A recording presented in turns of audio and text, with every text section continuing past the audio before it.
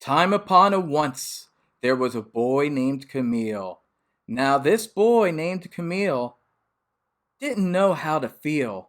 Sometimes he was lonely, sometimes he was sad, but most times he just took for granted all the nice things that he had. Some people said they loved him, but Camille said, "Contempt! Winter, spring, summer, or fall. Love is no good unless it's felt by all."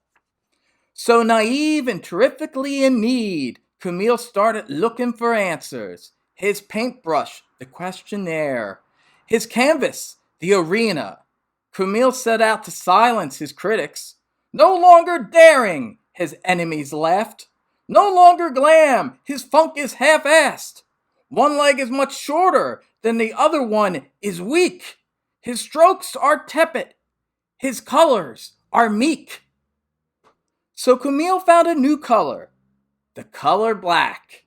Strongest hue of them all. He painted a picture called Le Grind, hitting so tall. And then Cindy C., the Vogue fantasy.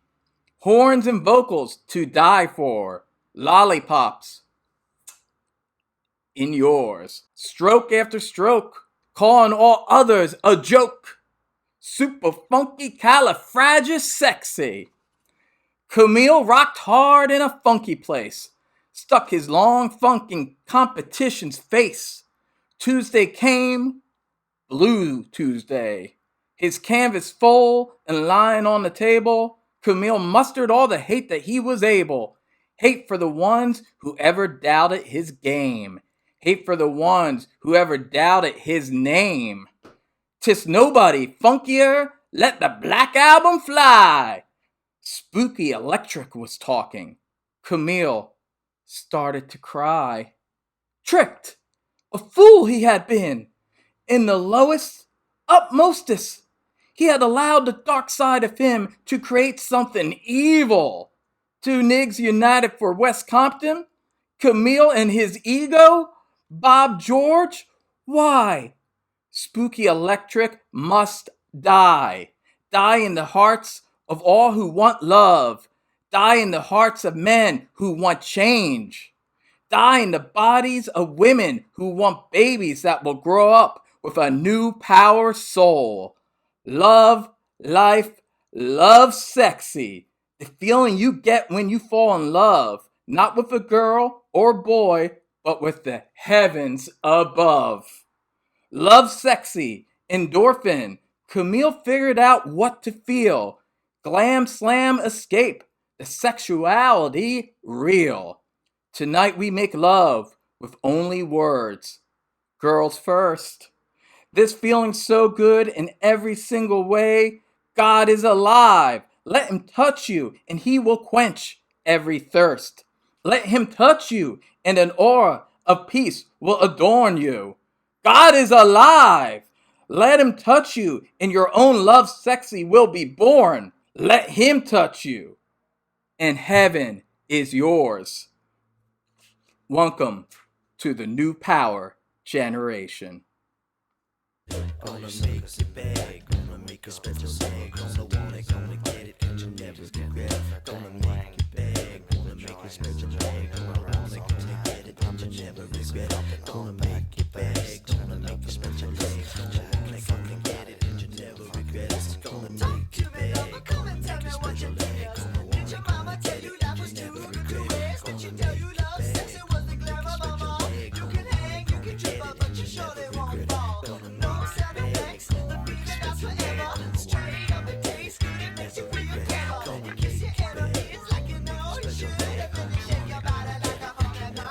Hey all, Edwin Canistracci here. That was a poem written by Prince. That's right, His Purple Majesty himself.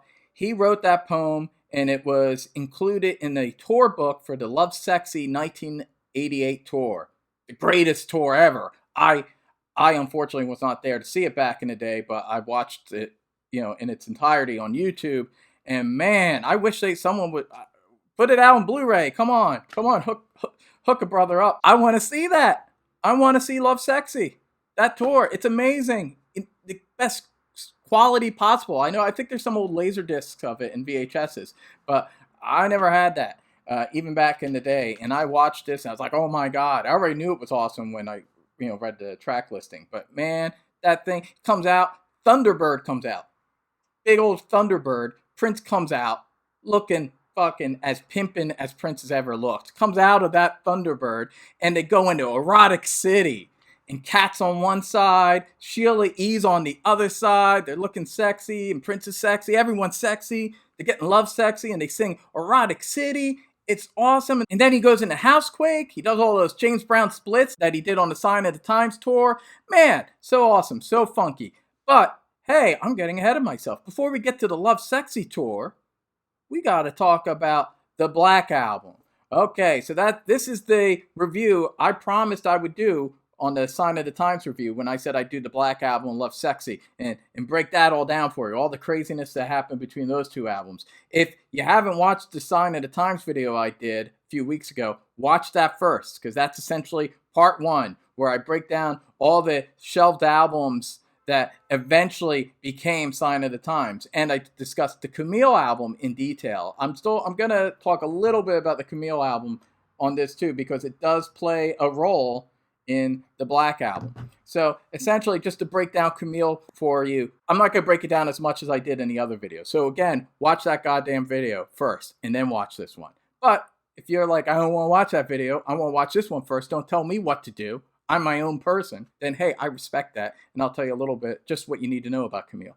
Okay, so the Camille album was an album that Prince did in '86 after disbanding the Revolution, and he was going to get back to basics, his funkier, blacker side, after doing some more eclectic pop rock music with Wendy and Lisa.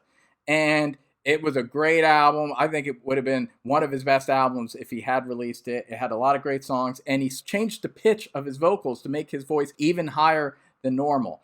And as a result, that was like a new persona, and he decided that was his feminine persona. That it was Camille. Camille was his feminine side, his kind of mischievous feminine side, and she was a really funky person, Camille. Even though he does refer to Camille in his poem as a boy, so that's kind of interesting. But I think to him, he was very fluid with the gender thing. That's why he had the symbol, the Prince symbol, the man-female symbol. So maybe Camille was both a boy and a girl.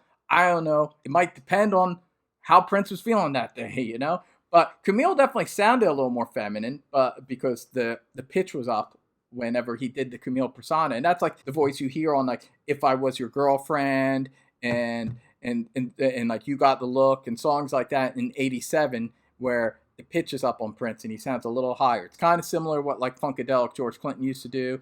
Very funky stuff. I love it, and that's some of my favorite Prince music. But alas, he decided last minute, he's like, no, I can't do Camille, even though the record was actually beginning to be pressed by Warner Brothers, and they had the sleeves. They didn't have the album cover yet, but they did have like the labels for the record, and the record was being pressed, and they were like ready to go. They were, it was going to be an '86 release, the follow-up to Parade. But Prince didn't want it to be called a Prince album. It was simply going to be called Camille, and there wasn't going to be a picture of Prince, and they weren't going to reveal it was Prince. So I'm sure Warner Brothers was not crazy about that. But then, making matters worse, they finally conceded to Prince's idiosyncratic request, and then last minute he flakes out and says, no, I don't want this record to come out. All right? Nah, I'm rethinking it. I don't want it to be Camille. So they pull Camille, and Camille doesn't come out. He then puts together the best tracks from Camille with the best tracks from a previous album he was working on with the Revolution, The Dream Factory, and puts them all together to do a big giant triple album called Crystal Ball. The Warner Brothers says, nah, that's too long. Scale it down to a double album. So he did. That is what became Sign of the Times. And Sign of the Times, of course, is one of his most loved and critically praised albums. Sign of the Times in '87. It led to a big tour. It was the first time he introduced Kat, who does play a role in these next two albums I'm going to discuss. And she was a dancer and backup singer, and she be on stage with him throughout Sign of the Times. And Sheila E., who also will play a role in these next two albums in the next tour, was playing drums on that tour, and she was featured very prominently as well. He kind of was putting together, he had this funky band, like Dr. Fink was still hanging in there. He was the only one from the Revolution that was hanging in there on keys. He had put together this new band essentially, and he had a horn section, a funky horn section, and he had Kat up there on the stage stage dancing, and Chile on the drums and percussion. And he really dug this band, and he wanted to do a next album, a follow-up to Sign of the Times, which was going to focus on the funky side. And also, there were some critics. There were critics out there, especially in the black community, that like thought Prince had sold out. I mean, this happens everywhere, no matter what kind of music you do. It's like in the heavy metal community, if a band gets a little more pop or more hard rock, they're like, oh, that you're a sellout, like Metallica, And college rock, those like if you suddenly become popular, if you're in underground rock, and likewise, I mean, Prince was never an underground artist, but his earlier albums from the late 70s and early 80s were, I would say, well, especially maybe like the first couple albums anyway, they were by and large R&B. Now with Dirty Mind, he did start throwing in some other elements, like he would throw in a little bit of new wave and pop rock mixed in with the R&B. But it really, I wouldn't say actually really until Purple Rain, and when he officially formed the Revolution, that's when Prince really went kind of full on pop rock, and then things were kind of flipped a little bit. It was more like he did pop rock with a little bit of R&B, mixed in. And most of his funky side and music that was directed more exclusively for a black audience, he wrote and he composed for The Time, Morris Day and The Time. A lot of people don't know those early Time records are essentially just Prince. It's Prince playing all the instruments. Short of Morris Day's vocals, it's pretty much all Prince, especially for the first 3 Times albums.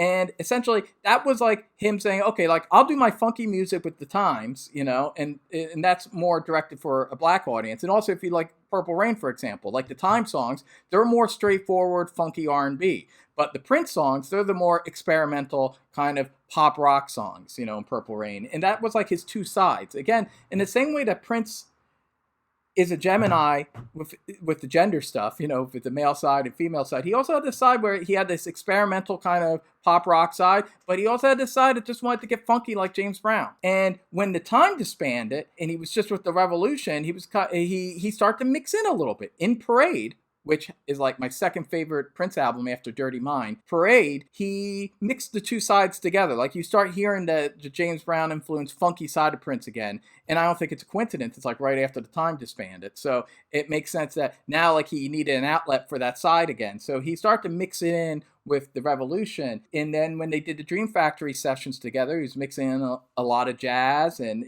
that was something that both him and Wendy and Lisa is like one entity that they were into. But you could tell like Prince was he wanted to still experiment and do different things and do pop rock stuff, but still there was a side of him that just wanted to get funky and kind of show people and show, his original earlier black fan base that he didn't sell out, that he wasn't just making, music for white people, that he could make black music too. After Sign of the Times, which is a pretty eclectic album, like Parade, it has both sides. It has like the pop rock stuff and it has the R&B stuff. But again, he just wanted, kind of like with the Camille album, he wanted to do a straight up funky album. So, and he kind of wanted to shut up the critics. Like, hey critics, look, you think I've sold out? You think I'm just doing music for like white girls in malls? No, I'll show you I can be funkier than any motherfucker out there. So he did the Black Album. He recorded this album. It's not technically called the Black Album. It's kind of like the White Album where it's a nickname just because the cover is all black. Most people will probably think of Jay-Z's The Black Album, which came out many years later, but that's not even the first album called The Black Album. There was a punk rock group that recorded an album in the early 80s called The Black Album, the band The Damned. So The Damned really has the first Black Album, and that's a great album if you're into punk rock or post-punk or new wave. Definitely check out that album. Totally different from this album that I'm discussing. And with one exception, they're both awesome, and they're both called The Black Album. So that's 2 exceptions. Anyway, math's not my strong suit, I'm into music. Anyway, he was going to call it the Funk Bible, actually. It was kind of the working title. He was calling it the Funk Bible, and that's actually referenced in the first song, Le Grind. But then he decided, no title. Kind of like Camille again, and Camille is featured throughout this album. Like that persona is taking over, and again, he's got a high voice. And the last song on the album is Rock Hard in a Funky Place, which was the last song on the Camille album. It's the same song, same version. I can't hear any difference. Sounds like it's the same exact version. So this album is essentially kind of Camille Part 2, but it's even funkier. Because Camille was kind of like funk meets some dance pop kind of mixed in, whereas this is just funky shit. This is just straight up funky shit. There's like one R&B ballad, but for the most part, this is his most straightforward funk album, I think, ever. Like, even more so than his first album. This is his funkiest album, and his most straight up funk album. To like rock fans out there that like rock music and heavy metal, let me kind of break it down like what being funky is. It's kind of like the equivalent of rocking out, like in rock music or in metal, when you say someone's rocking, like AC/DC's rocking or Motorhead's rocking, like there's an essence like that. There's something pure about just rocking, and that's more straight up. Well, in R&B, the equivalent of that would be being funky. Like if you're really funky, then you're being straight up. Like a slow jam would be the equivalent of a power ballad. Like that's some people like them. Some people are like, nah, that's just shit you do in the for women and just to get on the charts. Like that's not straight up. Straight up shit is just being funky. And like George Clinton kind of stuff. But usually just like some rock musicians can write beautiful ballads. Obviously a lot of R&B artists, Marvin Gaye, Prince, Stevie Wonder, they can write beautiful ballads too, and they're totally legit, because they're soulful and they're moving, and it's not like just shit that they're writing just to get on the radio. I mean, hell, if it gets on the radio too, nothing wrong there. What I'm getting at is a kind of display. This would be like the equivalent of a rock band that's just going back to its roots and doing like a garage rock album. So when Prince says, I'm just going to be funky and get back and be funky, no pianos, no starfish and coffee, no raspberry berets, nothing like that. This is just going to be straight up and funky. And this is for black people primarily, or cool white people that like funky music. And there might be one or two of them out there. Anyway, so this album, it's great. Let me break it down before I tell you what happens to Black Album. But it's a great album. Starts off with Le Grind. Oh man, so funky. It starts off the it's just a weird sound. It goes, I don't even know what it is. It just sounds like kind of like a funky wah-wah feedback.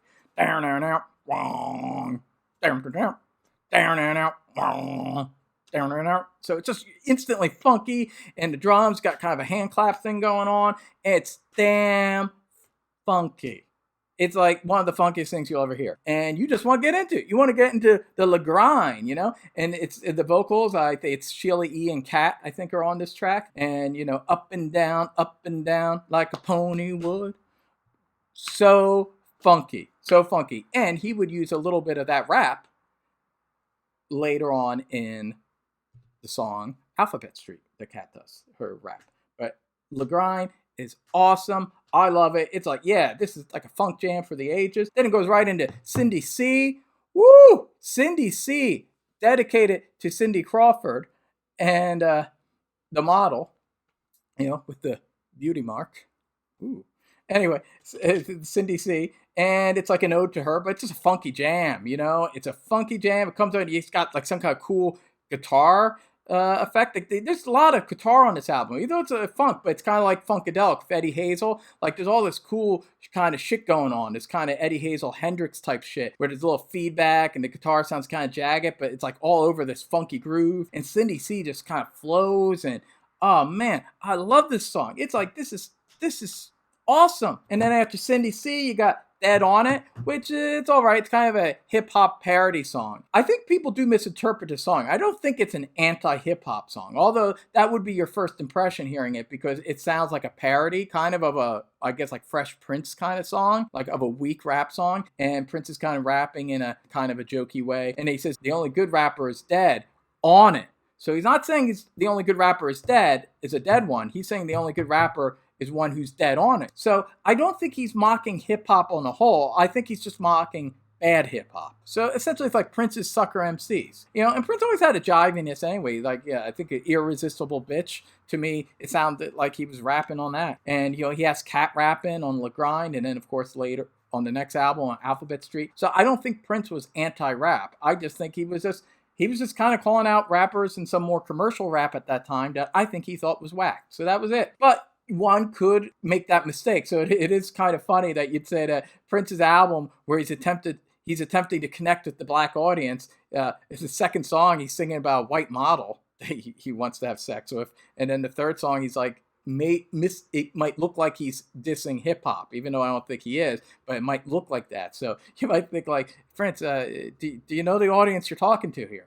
Anyway, that aside, hey, it's Prince being Prince. He's being authentic in his true self. When Two Are in Love, that's the slow jam on the album. That's just a nice, silky, love-making song. I don't think it's one of Prince's best. I mean, it's no Adore, but it's good. It's a good song. I like it. It's the only one from this album that makes it onto the next album. But so we'll talk about it again when we get to the next album. Then Bob George. Woo! I guess you'd say this is the weirdest song Prince ever recorded. And that's saying a lot, because he's recorded some weird shit. I love it, though. It is fucking psycho. So Prince has a new persona on this song. And it might just be a character named Spooky Electric, but we won't know that until later. Right now, all we know is that Prince has this low voice. Like he used to pitch in the studio to turn down his voice a couple octaves to give him this really low, bassy, kind of tough, demonic kind of sounding voice. And it's the opposite of Camille's voice, which is high. So this is the low voice. And it's not Bob George. Bob George is the character that this low voice guy is angry at, that's pissed off about, because he feels that this Bob George guy, who's apparently like a manager or suit like for a musician, Prince, he references Prince, that skinny motherfucker with the high voice. Yeah, this Bob George guy's coming in and like whining and dining his woman. He sounds like he's this tough guy from like the inner city that doesn't like it. He doesn't like that his lady is being wooed by this slick motherfucker. So this song's about him being really angry about it, and he's just kind of talking trash at this woman who, in his mind, is doing him wrong. And it has some great lines. It's a dark song. It's real dark. It gets violent. Like he pulls out a gun, and it sounds like he shoots her, and then the cops come, and then I feel like the cops shoot him, and then it ends, Bob, ain't that a bitch? It's great. It's psycho. There's cool, weird guitar work, and it's all very minimalistic. It's over a drum beat. It's kind of like the anti-Kiss. It's like Kiss had an evil, non-commercial like stepbrother or something. It's a psycho song.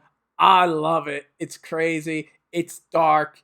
It's some twisted gangster shit. I love this song. Then it goes into super funky califragisexy. I said it right. Said it right, too, when I read the poem. Let me just tell you something, proving that I might be funky. Anyway, so this song is kicks ass. Another one of Prince's greatest songs. So funky. Gets into it. Really pervy lyrics about tying up women and making funny faces at them until they get off. I love it. This is definitely Prince's dirtiest album. Yeah, I'd say it's even dirtier than Dirty Mind. You know, and Dirty Mind gets very dirty. But this is a pretty dirty album. Yeah, I love it. And then it goes into an instrumental, Two Nigs United for West Compton, which is funky. Sounds a little like one of the funky jams that they did on the Sign of the Times tour. Kind of funky and jazzy at the same time. I like that. And then it ends with Rock Hard in a Funky Place. Great jam. Dates back to the Dream Factory sessions. And but he used it as the conclusion to Camille.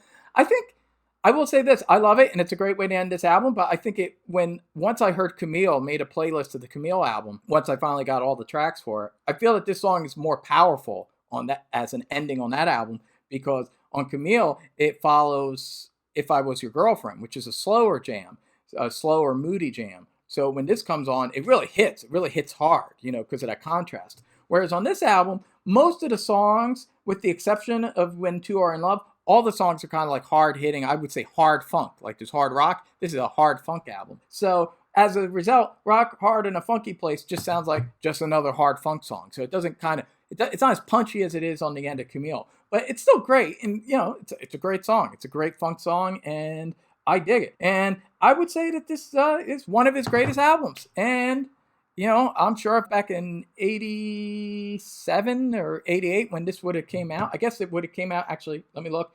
Yeah, 87 was when it was supposed to come out.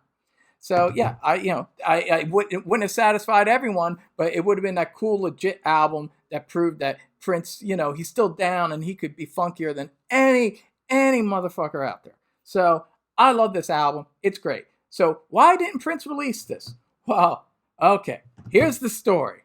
The poem that I read at the beginning of this explained it, but you still might not understand it because that poem probably sounded like madness to you. And perhaps there was a little madness, some Prince madness, but this is what happened. So Black Album got even farther than Camille. They even had the sleeves. They had the album cover. It was all black, hence why it's called the Black Album. Just had like a peach lettering on the spine, but that was it. The rest, the album cover itself was all black, and didn't say Prince on it, didn't say anything. I'm sure Warner Brothers was thrilled with that, but hey, they conceded. Again, we got to concede to Prince because he's one of our biggest artists. So they conceded to Prince, and then again, he did it. He did it twice. He did the Camille thing twice.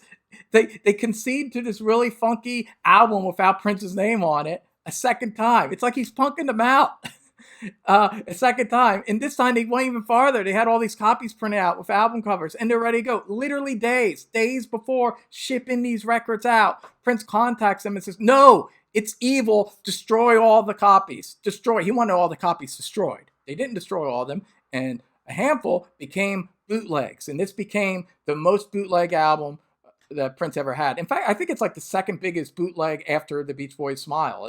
It's a legendary bootleg, the Black Album. And I did have a bootleg of it back in the day, in the 90s, before they officially released it. But, so Prince was like, no, it's evil, stop it. So Warner Brothers are like, again, he did it to us again. Now 2 times we've been punked out by Prince.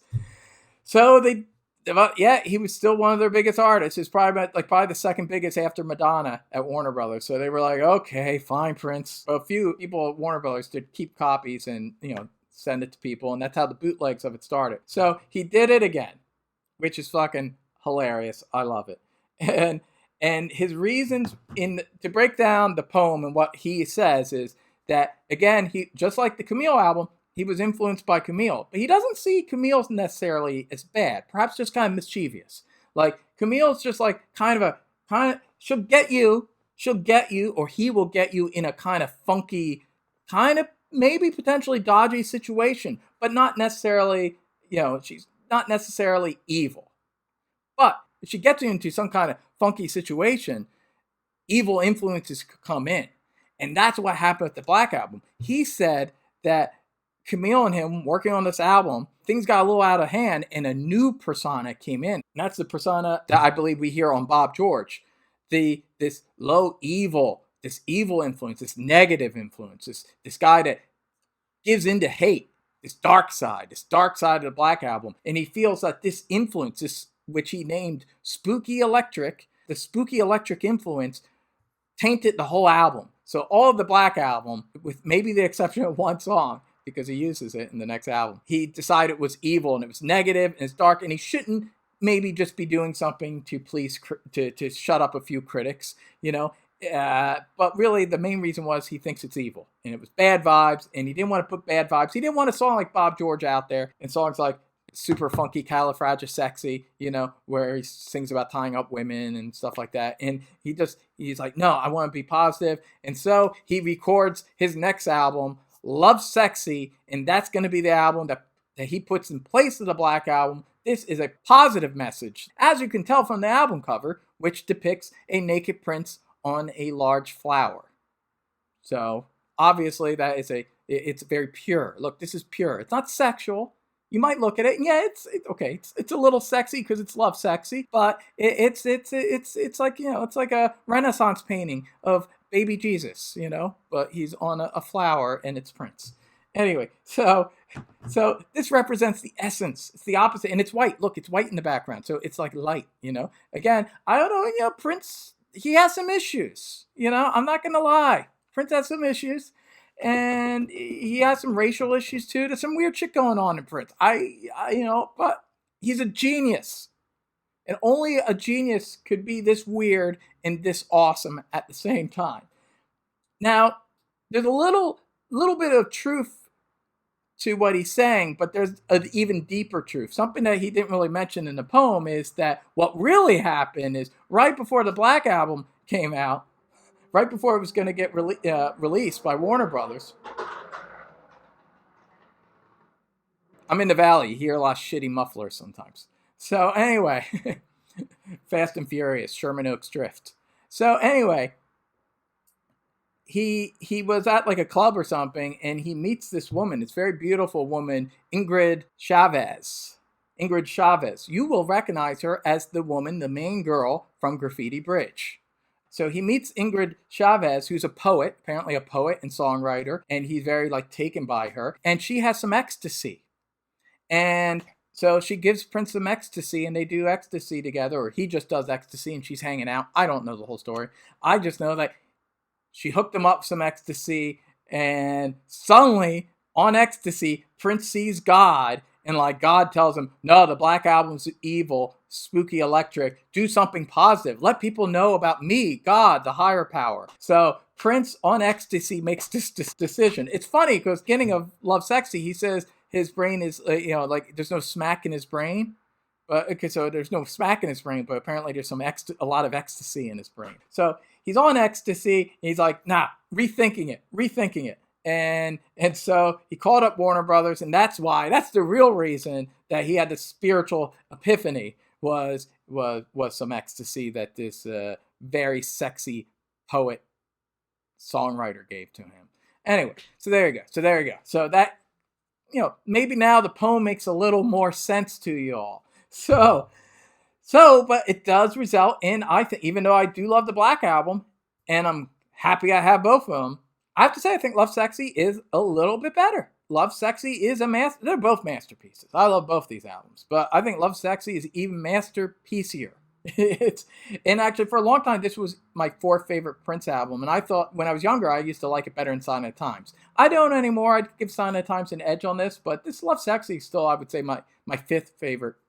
Yeah, it's my fifth favorite Prince album. I say, in case you're curious, it's Dirty Mind, Parade, Purple Rain, Sign of the Times, and then Lovesexy. And then I'd say like the Black Album's like my sixth favorite. I really love that too. So they're close. I mean, to me, the Black Album and Lovesexy are the yin and yang. The black and the white, the feminine and the masculine, the evil and the good. All this stuff. That's the Gemini. You really need both these albums. I hope they do a re-release where they re-release the two albums kind of together, the yin and yang. That'd be awesome. Unfortunately, Lovesexy, big hit around the world, but didn't do so well in America. So I don't know if it will get the re-release it deserves. So far they've only done 3 Prince albums with the re-release, and I'm hoping at some point they do all his albums, at least all his albums from the 80s. I would hope. You would hope, right? Right? What? Whoa. Anyway, what happened there? Anyway, I was possessed by Spooky Electric. Oh no, Spooky Electric. Fucking stay back, man. Stay back, Spooky Electric. I ain't like that. Nope. Okay, so Lovesexy. Let's talk about some Lovesexy. It's a very spiritual album, as you can imagine, especially when you hear the backstory. It's a very spiritual album. I would say that this is kind of like a gospel record in its own way. It doesn't sound like traditional gospel music, but it has that vibe. It has that essence. And it's very funky. It's still funky. But it's not just purely funky like the Black Album was. It's a little, I would actually say kind of musically, I'd say it's closest, even though it has its own thing and doesn't really sound like this album. In terms of the pop rock funk ratio, it's closest to Parade, where it's like kind of 50-50. If anything, this might be 60-40 on the funk side. It's a little funkier, but there are some pop rock elements which the Black Album didn't have. So it's still Prince. It's kind of Prince reclaiming himself, saying, hey, I'm not just going to cave into critics, and I'm not going to just make an album just to prove how black I am. Hey, I'm an eclectic human being. I'm a weirdo. I'm embracing being a weirdo. You can't just put me in that box. I don't want to be in a box. I don't think just because he did the Black Album would have put him in a box. I just think that would have been a funky album. And then he could have done Lovesexy afterwards to show that, hey, you can't put me in a box. But, hey, Anyway, but Prince gets very emotional, especially when he's on ecstasy. Some songs, it's kind of like everything combined. Like the title track, Lovesexy, it's kind of like funk, pop, dance, and rock all in one. And it's like in a very unique way. I think this is his most pure album.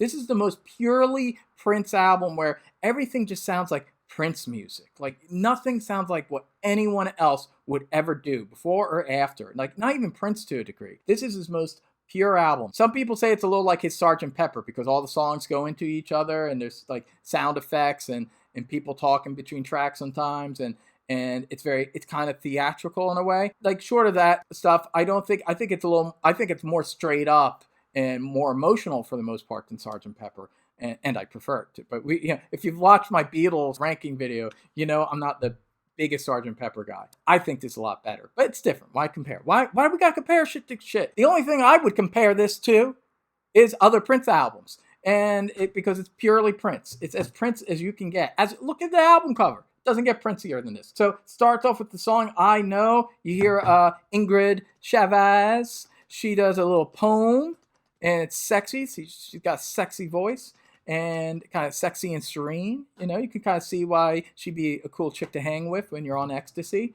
And anyway, so she does a little poem. Prince talks about how there's no smack in his brain. And then they go into the jam. Dun, dun, dun, dun, dun. Funky song. Funky song, I Know. It actually was originally a song called The Ball from the aborted Crystal Ball album. So, but they changed it a lot. But it has the basic groove from The Ball. And it's a great way to open the album. I Know, by the way, he spells all the I's with like an eyeball on this album. So it's little I's, like the third eye, you know, spiritual. So then we go into the big hit from the album, the only hit from the album, at least in America, Alphabet Street. Alphabet Street, one of Prince's greatest songs, a masterpiece. Love this song. Easy. This might be one of my top 5 favorite Prince songs. It's amazing. Everyone, how could you not love Alphabet Street? It is so catchy and it's funky. And this is another song, kind of like the title track, where it kind of is a little bit of everything. I think it's primarily funky. I mean, that bass is very prominent and it grooves, but it has some pop rock elements to it. You know, it's in a little bluesy and a little old school rock and roll. It's got a little bit of everything in it.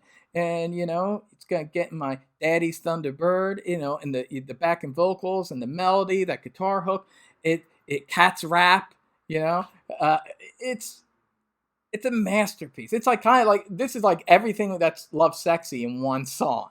And it's poppy, but it's also really offbeat. It's like, well, I would say like kind of like When Doves Cry, even though totally different mood. Like When Doves Cry was very dark and minimalistic and moody. This is the opposite. This is very busy. There's a lot of stuff going on, and it's very upbeat, and it's very bright, and it's very positive. But it's like that song in a sense that it's both very catchy, but yet very experimental and very unique at the same time. It's not like anything you'll hear. It's a truly unique song and a masterpiece. I love it. And you could say the same damn thing about the next song, Glam Slam. Woo! Now this kind of just like a pop rock song with a little with kind of a dancey element to it, but, you know, it has the guitar line. And I don't know if this is kind of his version of like a hair metal song, because like, or glam rock as they called it, because that was popular at the time. You know, in Prince's hair, was growing his hair and he was looking a little more rocked out. Like, I think again, that's when he decided to go from in one direction to the other. He decided to, like, you know, I'm not gonna just play the black critics. I'm gonna also grow my hair out and play guitar and do the kind of shit I like to do, because I don't care. You can't put Prince in a box. But at the same time, this doesn't sound anything like hair metal or glam rock. I just feel like it's his like weird interpretation of it, and that's why it's called Glam Slam. And he also had a club around this time called Glam Slam as well. But it's a really unique song, and kind of it has a little touch of that hippiness vibe, that hippie vibe that he had with Wendy Elisa a little bit in the mid 80s. You know, it feels a little, it has a touch of psychedelia to it. Actually, you could say the same for Alphabet Street. That there is, and kind of throughout this album, there's a kind of, it's not as prominent as it was on those Prince and the Revolution albums in the mid 80s, but there is a hint of psychedelia kind of organically and subtly, you know, threaded throughout this album, which I dig. It's just like the right amount, and it's a great song. And I love the little keyboard solo at the end. That's really great. Then it goes into Anastasia, spelt like a name. Anna, the name Anna, and Anastasia, like the last name. And this is a very, it's probably the darkest song on the album. But it's kind of dark, it's meaty, but it's also very uplifting. It's kind of I would say kind of a slow jam. Has a haunting, simple piano line in the beginning, but it has funky bass in it. And the chorus is great, and it sings about God, and this is like, you know, again, spiritual awakening. It's a song of spiritual awakening. A beautiful song. Another one of my favorite Prince songs. Beautiful song, very moving. And that ended side 1 of the LP. I'll tell you what he did on the CD after I break down the songs. Then on side 2 of the LP, we have Dance On. It's a cool little song. I'd say it's my least favorite song maybe on the album, but it's cool. This is a little dancey kind of song, a little dancey pop song. Sheila E.'s vocals are prominent on it, which I always like. I love Sheila E.'s voice. Very sexy. And it's a cool little song. Again, uplifting. It's just almost like the gospel club music, you know? It's dance on, dance on. But then Lovesexy, oh man, epic track. Lovesexy. You know, it's got that great guitar riff. And then it kicks into the song, and it's so funky. And that groove when it kicks in, and the bass and the synth, Lovesexy. And it just builds and builds, and then there's that section where his voice, you get all the different Princes. You get a little spooky electric and Camille in this song, and with Cat, and the voice gets higher and higher, and it's sexy. I love this song. It just, again, nobody but Prince could do a song like Lovesexy. And like Alphabet Street, it's a song that kind of is a microcosm of the whole album. You know, it's a masterpiece. I love this song. It's awesome. Then we have When Two Are in Love, which is the slow jam from the Black Album, which, you know, it kind of makes sense. In some ways, I think this fits this album more than it did the Black Album. You know, it didn't really, kind of stuck out on the Black Album. This album, it flows with it. It flows with it with the little harps in the beginning and stuff, and it has more of a positive vibe. So I think it makes sense. It's still, I wouldn't say it's probably my second least favorite track after Dance On, but I still like it. It's a nice little song, and it's a nice break between Lovesexy and I Wish You Heaven. I Wish You Heaven. This is another, I would say, pop rock song. This is kind of just a straight up pop rock song. There's not really an R&B or funk element to this song. It sounds almost like a little something that could have been on Purple Rain. It's, you know, I Would Die For You, that kind of, you know, I would say in that kind of style. And it's a little slower and very moving and very soulful, and it's a beautiful song. It's very uplifting, but not in a corny way. It's uplifting, but cool and sexy at the same time. It's the opposite of Bob George. Bob George is like, screw all my enemies and I want to shoot people that have done me wrong. And I Wish You Heaven is saying, no, it's turning the other cheek. It's being Christ-like. It's saying, no, I wish you heaven. I don't want to shoot you like that, like Spooky Electric wanted to shoot his woman and shoot, you know, that Bob George guy. No, I wish you heaven instead. He's embracing being positive and not negative, and not giving in to hate and hating his critics. And instead, he's going to love his critics. He's going to love those people that say, hey, Prince, you sold out. He's going to say, I wish you heaven. Like a Mac. I wish you heaven. And then go and bang a really beautiful woman. Or perhaps two. Diamond and Pearls. They're just around the corner. Anyway. Then we get to the last song, Positivity. Whoa, it doesn't get more positive than that. You know, so this, you could say it's a little heavy-handed, a little on the nose. But you know what? When you listen to music like this, who gives a shit? It's great. It's spiritual. It's got a cool, funky groove. Is that a good man? You know, Sheila E.'s vocals are very prominent in the chorus, which I dig. I always dig that. And, you know, have you had your plus sign today? Positivity. Just kind of it's just a deep groove. It's a deep groove. It's the perfect bookend from I Know. You know, I Know comes in real bouncy, and this just kind of gets into a nice kind of funky, deep funky groove. And the way it goes out, and then it kind of fades out, Running Water, and it's serene and new age. And I just dig it. I think it's a great song. And you feel like when you go through this album, you feel like you've gone through a spiritual journey. You know, you feel like you took some ecstasy. So, so he did it. His experience that he had with Ingrid and the ecstasy, he put it on a record in a way that only a true genius can capture a drug like this. You know, the Beatles did it with LSD, and David Bowie captured cocaine, and Black Sabbath captured cocaine, you know, with Volume 4 and Station to Station. And he captures ecstasy with Lovesexy. And but it's even deeper in that. It's like the ecstasy was just a tool to be touched by God or something above. I myself, I'm agnostic, you know. I'm not the most religious cat. That's putting it lightly. And I'm not even really the most spiritual cat. But music's spiritual to me. And that's like, you know, I can feel it. Like, you know, whatever Prince is on, he might be talking about God, but all I know is God is music.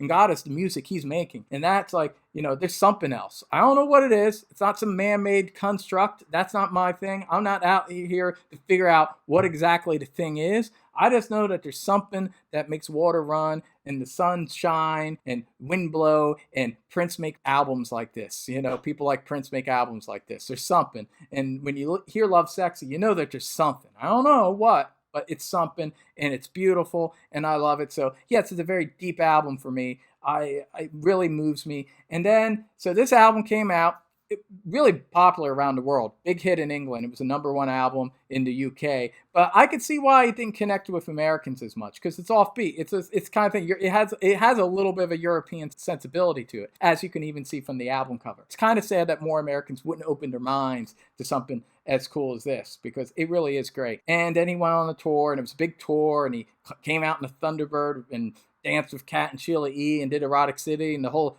concert is like it's his most conceptual, even more conceptual than Sign of the Times, where he wrestled with Spooky Electric and actually did some parts of the Black Album, like Bob George and stuff. But then he comes into the Lovesexy and he has Salvation. So, and that's why it was also that poem was part of his tour book, because it was a big part of this battle between good and evil is what he wanted to convey. I personally think he should have released the Black Album and then released Lovesexy right afterwards and just had him be like a yin and yang. But, regardless, we eventually got the Black Album. It was released briefly in 1994. I immediately bought it because that was like the year I was getting really into Prince for the first time, and I already had the bootleg of it that I got. It's funny because I bought like the bootleg maybe just like 6 months before, and then the real one came out. It's like the official, which had better mastering and stuff. So I snatched that up, and I hear it's pretty rare because I think it went out of print. So there's ways to get it. If you can get it, definitely get it, and definitely get the not bootleg if you can get a rip of the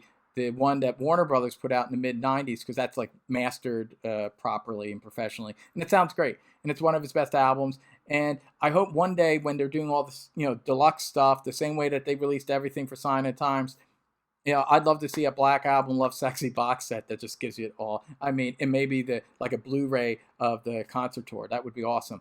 Hoping for that. But and one last thing I didn't mention, with Lovesexy, when he released it on CD, it was all in one track. It was just one track. It used to drive me crazy. But, it is an album that does lend itself to listening all in one as a whole, and I think he wanted it to be like that, like a concept album, like a Dark Side of the Moon or Sgt. Pepper. He wanted you to just listen to this as an album. But I used some program. I forget what program it was, but I used a program to actually separate the tracks, some audio program. So I actually have the tracks separate because I like to hear the songs individually in different shuffles, like in R&B and pop rock shuffles, because I love this album so much. So I don't want to just listen to it just in the context of the album. I want to hear these songs all over the place because I love these songs. But regardless, it's so I kind of respect how crazy it was that he put it all on one track. That's the thing about Prince. The man, he had artistic integrity, and the dude did what he wanted to do. Warner Brothers, no one told him what to do.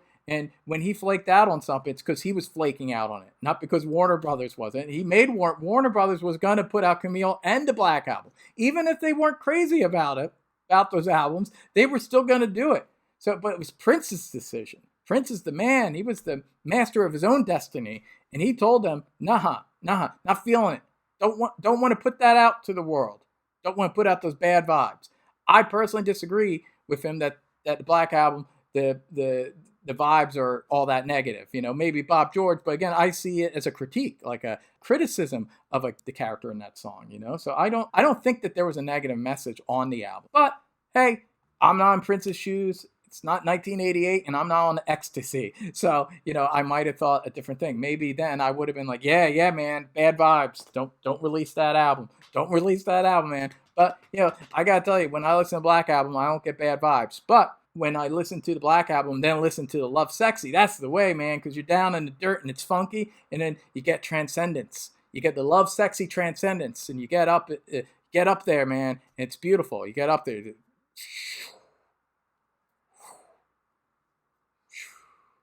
Got it, man. You got it. You get it. Go listen to the music, man. Later.